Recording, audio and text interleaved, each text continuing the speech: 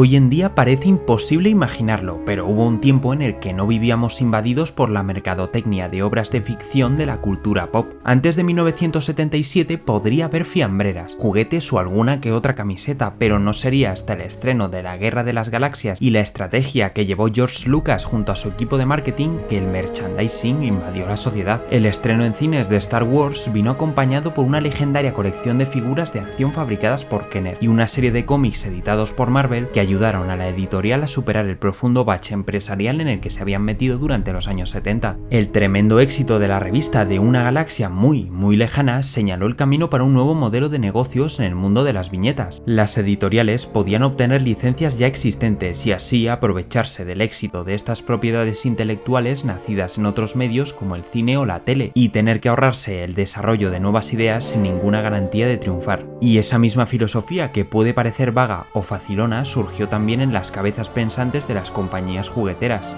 Dado el éxito de Star Wars, ¿y si producimos muñecos de otras marcas ya existentes? ¿Y qué es lo que más llama la atención a los niños? Los superhéroes. Así, las empresas más célebres del mercado estadounidense comenzaron a combatir entre ellas para hacerse con los derechos de explotación de los supers, y la línea que se encargaría de expandir el nombre de Marvel por toda la nación, si es que algún niño no había tenido aún en sus manos un cómic de Spider-Man o de los X-Men, sería conocida como Secret Wars, la colección que cambió la industria del cómic.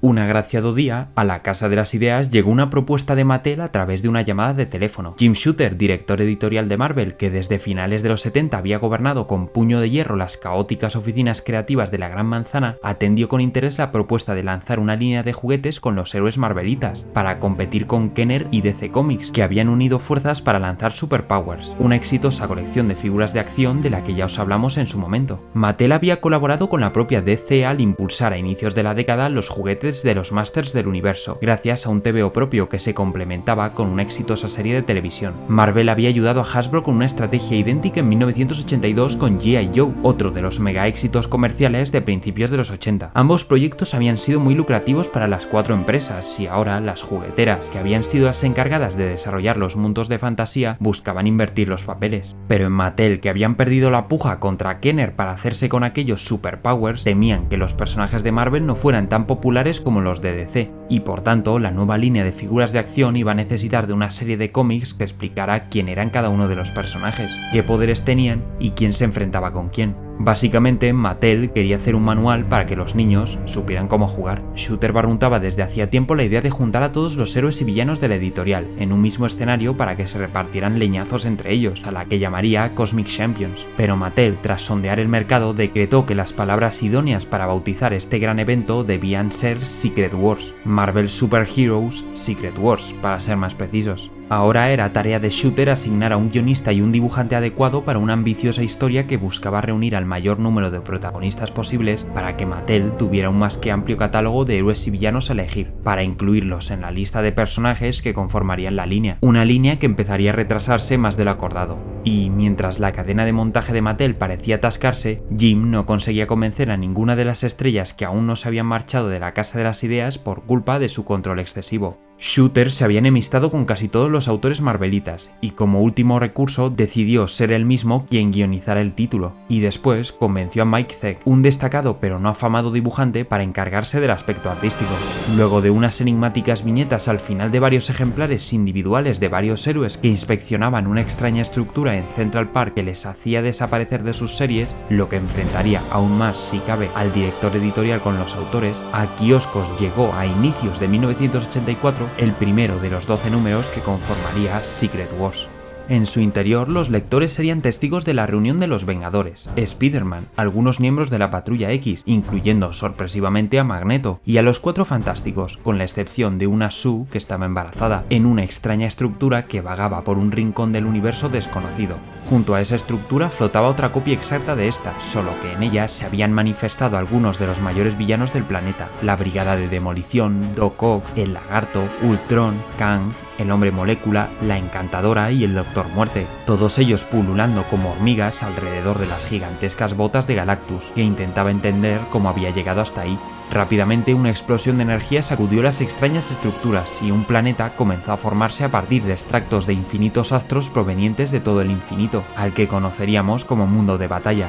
Mientras los villanos pelean entre sí invadidos por el miedo, Muerte queda maravillado ante tal muestra de poder y, tras ese instante de admiración, comienza a intentar deducir quién posee semejantes capacidades. Víctor, al igual que el resto de los personajes, no tardará en descubrir la identidad de aquel ente capaz de obrar tales milagros. Una intimidante voz revela un nombre, el Todopoderoso, que deja bien claras las reglas de su juego. Los elegidos para su gozo y disfrute deberán derrotar a sus enemigos, y a cambio cumplirá los deseos del vencedor. Pero Galactus no quiere formar parte de ningún divertimento y, sin dudarlo, se dirige a adentrarse al haz de luz del que parece emanar aquella voz de ultratumba. Gracias a su armadura y contagiado por su insaciable curiosidad, Muerte logra seguir al devorador de mundos hasta aquella luminaria. Ambos son repelidos sin vacilaciones y caen como dos meteoritos al planeta recién nacido. Las dos colosales edificaciones se posan, más delicadamente, sobre la misma superficie. Entre el nerviosismo general, solo un hombre parece mantener determinación. Como no, es Muerte, que en vez de aterrarse por aquella manifestación de divinidad, se cuestiona cómo de poderoso ha de ser esa entidad como para poder tratar a Galactus como una mosca. El resto de héroes y villanos combaten sin más oficio ni beneficio que aquella promesa de que el campeón que quede en pie puede hacer realidad sus más alocados deseos.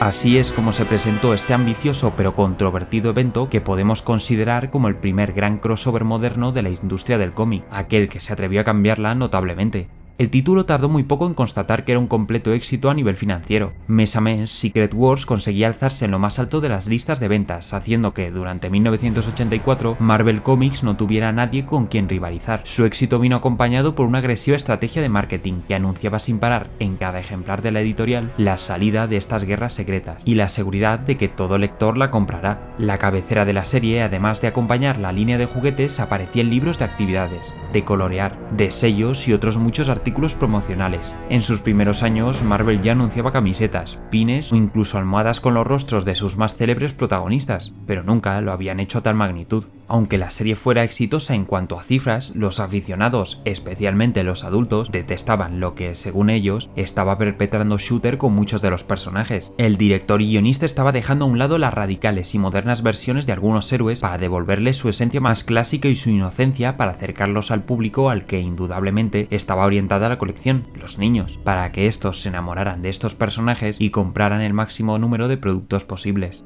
El propio Jim combatía con los autores de las series individuales cuando querían ser demasiado rompedores, lo que sí les coartaba la creatividad, pero a su vez mantenía la integridad original de los héroes. El propio Zack fue, en parte, víctima de ese control de Shooter al verse obligado a redibujar ciertas viñetas en cada número de la serie, lo que afectaba en el rendimiento esporádico de unos dibujos que en general conforman un más que decente apartado visual. Pese a que muchos sintiesen la historia como simple o inocente, no por ello las Secret Wars de 1984 carecen de interés argumental. Más allá del deleite que es siempre para un Marvelita el encuentro e interacción de un gran número de personajes tan diferentes entre sí que al fin y al cabo es lo que mantiene vivo un universo interconectado, Shooter presentó varios conceptos que, a nuestro parecer, son dignos de reseñar. El primero fue plasmar la desconfianza que incluso los héroes tienen ante los mutantes, lo que los hace unir fuerzas con Magneto y brindarnos combates entre Vengadores y X-Men. El segundo es la presentación del traje negro de Spider-Man, cuyo diseño fue ingenio de un joven aficionado y cuya historia y el impacto del popular simbionte exploraremos en los próximos meses. Aunque, y como los más habituales del canal sabréis deducir, si nos tenemos que quedar con un elemento de este evento para profundizar en él, ese es, sin duda, el desarrollo del Doctor Muerte como máximo antagonista de la editorial. Ya hemos abordado con anterioridad la grandeza de Víctor Von Muerte y su incesante búsqueda de convertirse en una divinidad, en el poder encarnado, y Shooter convierte cada una de las aportaciones del que podríamos decir que es el protagonista de la historia en un regalo para los admiradores del monarca de Latveria. Conocedor de las motivaciones de Víctor, de su grandeza, su arrogancia, su megalomanía, su genialidad y su determinación, el autor lo mostró en cada ejemplar uno o varios pasos por delante del resto de hombres y mujeres confinados en mundo de batalla. Todos los demás, al igual que ocurrió con la revelación de las capacidades del Todopoderoso, entraron en pánico cuando Galactus atrajo su gran laboratorio para comenzar a extraer la energía de ese joven planeta, y poder otorgarse una revancha en sus máximas capacidades contra el ser. Muerte aprovecha esa confusión para controlar tanto a héroes como villanos para su beneficio. Número a número somos testigos de cómo Von Muerte parece salirse con la suya con cada plan que ejecuta. Su objetivo es claro, logra canalizar la energía que Galactus va a extraer del planeta para enfrentar él al Todopoderoso, cosa que consigue gracias a una fascinante cadena de lentes sintonizadas mediante barreras de sonido. Muerte, que ya coqueteó con el poder cósmico cuando se lo robó temporalmente a Estela Plateada, se une completamente a él, en un matrimonio que parecía inevitable. Pronto, Doom comprende la magnitud de sus nuevas capacidades, entiende sin ninguna duda la realidad que ahora vive, ya ni siquiera entiende que deba haber un conflicto, ahora que él es, como adecuadamente parafrasea Robert Oppenheimer y su interpretación de la famosa frase de Vishnu, se ha convertido en la muerte, en el destructor de mundos. Víctor enfrenta entonces a su destino, enfrenta al Todopoderoso. Inevitablemente también deniega el abrazo de su tocaya, pues él es ahora el principio y fin de todo. Víctor emerge triunfante. Por fin tiene el poder que siempre ha buscado para poder emprender una cruzada de rescatar a su madre de las llamas del infierno. Pero aunque quiera mostrarse ahora como una divinidad, Víctor no perderá jamás su lado humano, que hace visible cuando se recompone el rostro que su único error de cálculo en la vida arruinó. Es mortal, y los mortales tenemos debilidades. Y aunque intente destruir a los que fueron sus enemigos, Muerte en su más profundo ser teme no poder controlar su poder, y este lo termina consumiendo. Así concluye este primer gran crossover, tras el que sus protagonistas regresaron sanos y salvos a casa gracias a una invención de Reed. Algunas series presentaron nuevos elementos, como el ya mencionado traje negro de Spidey o la sustitución en los Cuatro Fantásticos de la Cosa que se queda en ese planeta por la sensacional Hulka. No fue un éxito entre los aficionados, tampoco en cuestión a calidad de los juguetes, pues huelga decir que las figuras de Kenner y DC eran bastante mejores que las que compartían título con esta colección, ya que estas abusaron de la reutilización de un mismo molde que no permitía representar a los personajes femeninos, otros héroes con trajes de formas más alocadas o de tamaños más grandes. Pero al igual que los cómics de Secret Wars supusieron un antes y un después para la industria al trazar un camino que seguir a la hora de hacer crossovers y del que instantáneamente después se benefició DC con la reestructuración de su universo en las Crisis en Tierras Infinitas, con mayor aceptación de los aficionados pero un desempeño mucho menor en éxito comercial, Mattel fue pionera en hacer una colección de figuras del universo Marvel, cuyo modelo perfeccionaría Toy Biz durante los 90 hasta atreverse a presentar el formato de figuras superarticuladas de 15 centímetros, las Marvel Legends, línea que hoy en día continúa y casi mejor que nunca su producción masiva de estos iconos del medio gracias a Hasbro. Y su estrategia de marketing y el resto de productos de merchandising afectó también en convertir las marcas de las grandes estrellas del medio en algo más que unos dibujos impresos en papel, tendencia que ha llegado a nuestros días en esta era de consumismo y nostalgia, por lo que es innegable que las primeras Secret Wars cambiaron para siempre el mundo del cómic, sentaron un precedente para el modelo de negocios de los años venideros, que si bien abusó y abusa de cruces, amalgamas y secuelas que, aunque muchos puedan sentirse meros sacacuartos, forman una parte esencial de lo que hoy en día conocemos como pilares en un universo de superhéroes, los eventos. Y todo ello surgió en una época en la que seguramente fuera la idónea para ser niño. Una edad en la que este tipo de historias son el no va más y no el motivo de discusiones de adultos por héroes en mallas que, tal vez, deban volver a leer aventuras como Secret Wars para recordar por qué se enamoraron de ellos.